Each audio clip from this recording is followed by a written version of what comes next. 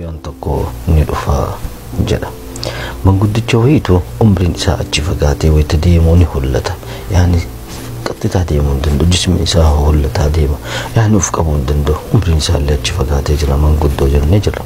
Almuhim manguddichi kun osoo deemaa jiru jaalallee lamaa wayiitu achi dhufaa jira. Namticha akka wayii gahaa jaalallee isaa hammatee deemaa jiran. Osoo deemaa jiru manguddichi kun yeroo isaan bira taruuf ta'u boolla wayii irra ijjate. Boolli kun xiqqoo dhooqa qabdi. Bishaan wayita inni ijjatu bishaan xiqqoo isii namtittii tana irratti faca'e. San booda namtittiin tun sheebaa kanatti yookaan manguddicha kanatti akka ajaa'ibaatitti itti hiite.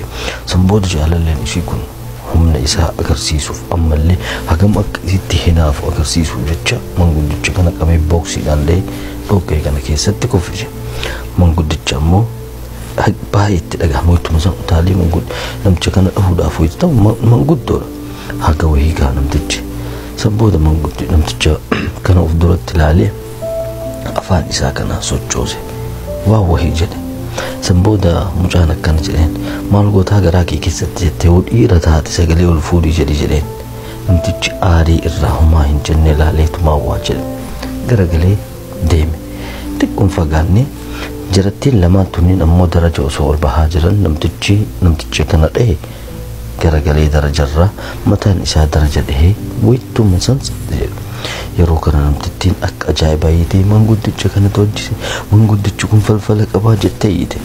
Yeroo kana manguddicha qabanii poolisoonni mana firdi beetii fidan.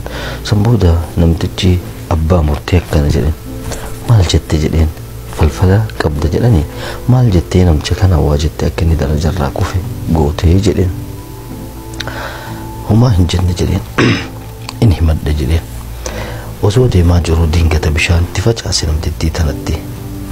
Dingata. San booda namtichi kun humna isaan irratti agarsiise.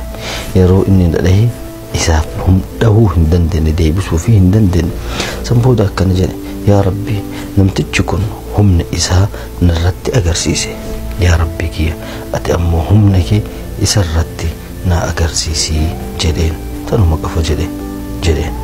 Yeroo kana abbaan murtii manguddichi akka zollooman beeke. San booda akkana jedhe.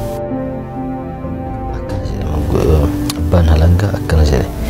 Inni jaalalleen kee kun hinaafee isa dhahe.